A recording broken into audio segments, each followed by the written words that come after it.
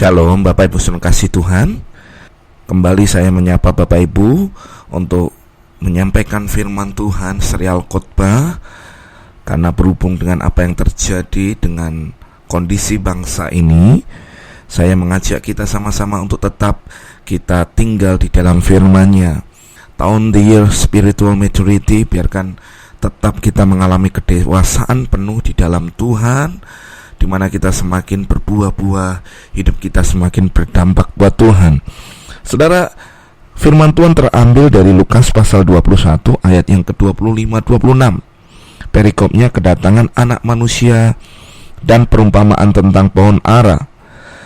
Dan akan ada tanda-tanda pada matahari dan bulan dan bintang-bintang, dan di bumi bangsa-bangsa akan takut dan bingung menghadapi deru dan gelora laut. Orang akan mati ketakutan karena kecemasan berhubung dengan segala apa yang menimpa bumi ini, sebab kuasa-kuasa langit akan goncang. Perhatikan ayat yang ke-26 dari terjemahan firman Allah yang hidup. Banyak orang akan kecut hati melihat nasib buruk yang menimpa bumi, sebab angkasa raya akan berguncang. Hari-hari ini kita melihat bahwa kondisi di bangsa ini, dan kita turut ambil bagian untuk kita tetap tinggal di rumah supaya kita tidak menjadi carrier yang menularkan virus. Saudara, ada banyak berita ketakutan, kematian di sekitar kita. Tetapi hari ini kita perlu menyadari bahwa sebelum kedatangan Tuhan, tanda-tanda itu harus terjadi. Dan salah satunya adalah yang kita baca tadi. Saudara, memang keadaan dunia akan menjadi tidak semakin baik. Tapi kita perlu menyadari hal itu, bahwa semuanya harus terjadi mendahului sebelum kedatangan Tuhan. Dan di bagian ayat 26, orang akan mati ketakutan karena kecemasan.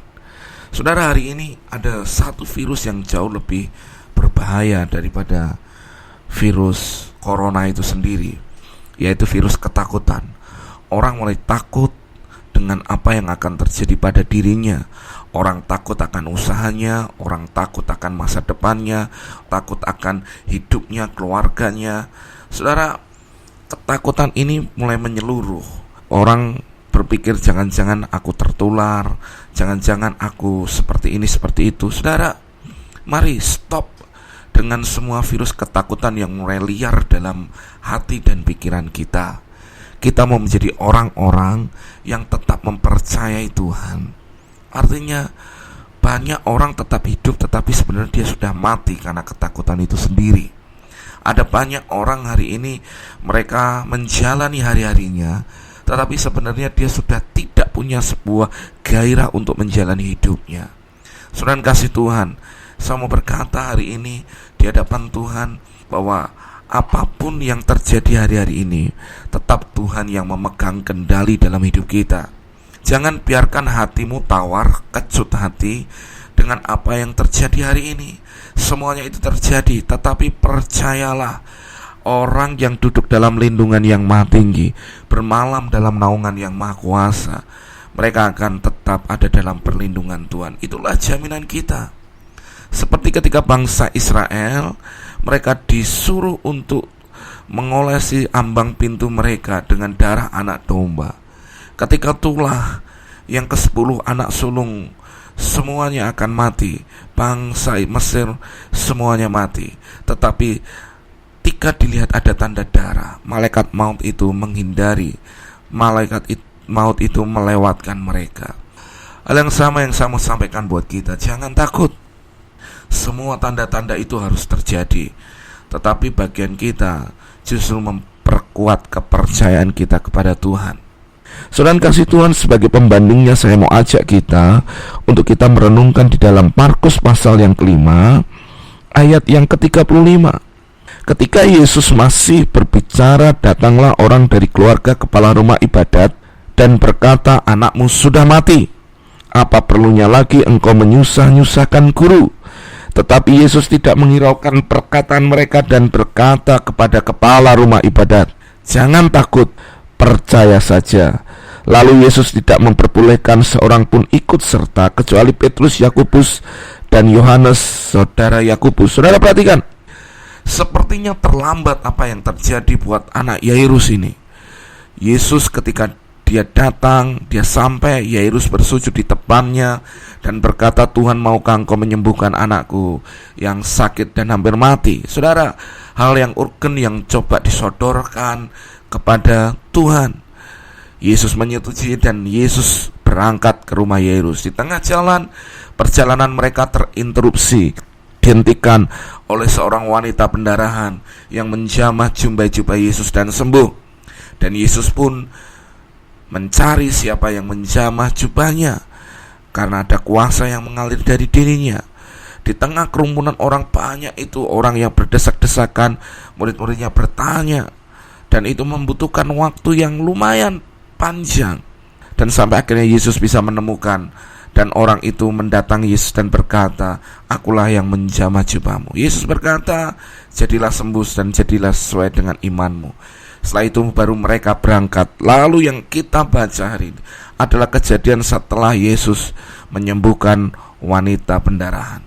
Di tengah jalan ketika Yesus berangkat, tiba-tiba orang mendatangi dia dan berkata, "Ngapain engkau menyusahkan guru? Mengapa engkau repot-repot mendatangkan guru untuk mendoakan anakmu?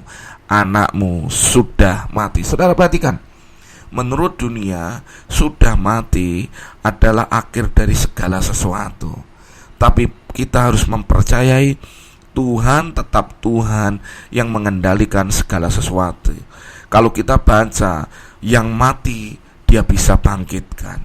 Apalagi dengan wabah yang terjadi hari-hari ini, dia sanggup untuk menyelesaikan dan mengatasi segala sesuatu.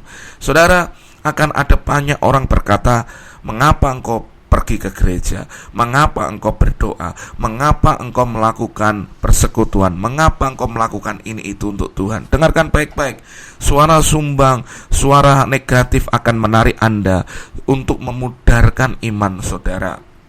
Tapi saya mau sampaikan, apa yang kau dengar, apa yang kau lihat, dan apa yang kau alami dengan Tuhan, itu tidak akan pernah bisa membendung hidupmu untuk tetap mencari dan mengandalkan Tuhan. Ini doa saya buat saudara.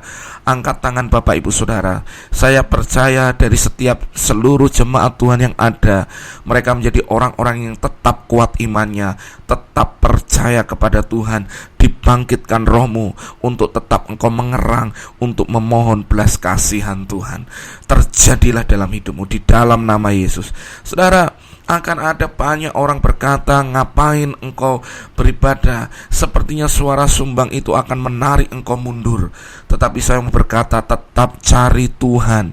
Meskipun hari ini himbauan pemerintah untuk kita boleh social distancing, physical distancing, untuk kita menghindari keramaian, seperti salah satunya adalah ibadah tatap muka, tetapi engkau tetap bisa beribadah di rumahmu, berdoa di rumahmu, dan doa orang benar besar kuasanya. Saudara, inilah yang perlu kita lakukan. Jangan takut, jangan kecewa, jangan engkau malah menjadi orang yang tidak mencari Tuhan, tetapi bangkitkan imanmu. Di masa-masa seperti ini, orang yang mengandalkan Tuhan adalah orang-orang yang justru mereka akan mengalami kekuatan dan pertolongan Tuhan. Dan kasih Tuhan, Yesus tidak menghiraukan perkataan orang-orang itu, tetapi Yesus berkata kepada Yairus, "Jangan takut, percaya saja." Hal yang sama saya sampaikan kepada seluruh pendengar, jangan takut, percaya saja. Saudara, jangan takut akan apapun yang terjadi dalam hidupmu. Sekalipun engkau hari ini engkau didiagnosa, bahkan engkau dianggap sebagai PDP atau ODP, berkata hari ini jangan takut. Percaya Tuhan yang mengendalikan hidupmu, Tuhan yang memegang hidupmu. Saudara dikasih Tuhan, jangan pernah engkau keluar dari pernyataan imanmu sedetik pun, selangkah pun jangan. Tetapi engkau mulai berdiri bahwa engkau perlu tinggal di dalam kebenaran Tuhan, bahwa Tuhan sanggup mengendalikan segala sesuatu di dalam hidup kita. Saudara, dunia akan menarik Anda mundur untuk Anda tidak mempercayai Tuhan. Tetapi sebagai orang yang tahu kebenaran, kita justru semakin menyandarkan hidup kita sepenuhnya kepada Tuhan. Tidak ada kata mundur, tidak ada kata justru Anda meninggalkan Tuhan, tetapi yang ada adalah kata semakin Anda merindukan dan mengharapkan pertolongannya. Akhirnya Tuhan mengajak hanya 3 orang muridnya. Kenapa? Saudara, daripada banyak orang tetapi penuh kekhawatiran, itu akan mempengaruhi atmosfer yang ada. Lebih baik Anda dengan sedikit orang tetapi percaya dan sepakat. Perhatikan, daripada Anda berdoa, Anda melakukan aktivitas agamawi dengan banyak orang tapi penuh dengan kekhawatiran, lebih baik dengan sedikit orang tetapi Anda sepakat dan mempercayai Tuhan seutuhnya, maka kuasa Tuhan itu terjadi. Ayat 38 berkata, mereka tiba di rumah kepala rumah ibadat dan di sana dilihatnya orang ribut, menangis dan meratap dengan suara nyaring. Sudah ia masuk, ia berkata kepada orang-orang itu, mengapa kamu ribut dan menangis? Anak-anak ini tidak mati tetapi tidur. Tetapi mereka menertawakan dia. Maka diusirnya semua orang itu, lalu dibawanya ayah dan ibu anak itu dan mereka yang bersama-sama dengan dia masuk ke kamar anak itu. Perhatikan saudara, sampai di rumah ada tentang tangisan kematian, ribut, meratapi.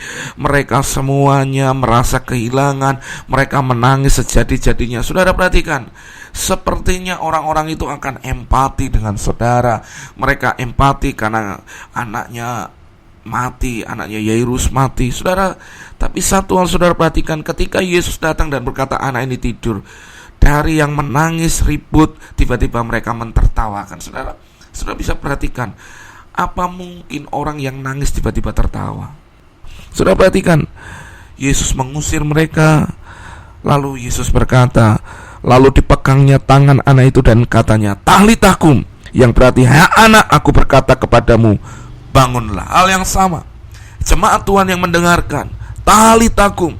Hari ini kau yang merasa takut, kau merasa kecewa, kau merasa bingung dengan apa yang terjadi, tahlitakum, bangunlah, bangkitkan imanmu. Dan aku berdoa biarkan hari ini kuasa Tuhan turun atas hidupmu, dan kita menjadi sama-sama menjadi orang yang kuat di dalam Tuhan, orang yang menaruh harapannya kepada Tuhan, tetap bisa melihat anugerahnya tercurah. Tahlitakum atas pekerjaanmu, tahlitakum atas segala sesuatu yang terjadi di dalam sekelilingmu. Bangkitlah, karena orang yang mengandalkan Tuhan pasti akan diberkati dan ditolong Tuhan. Tuhan Yesus memberkati kita semua. Haleluya.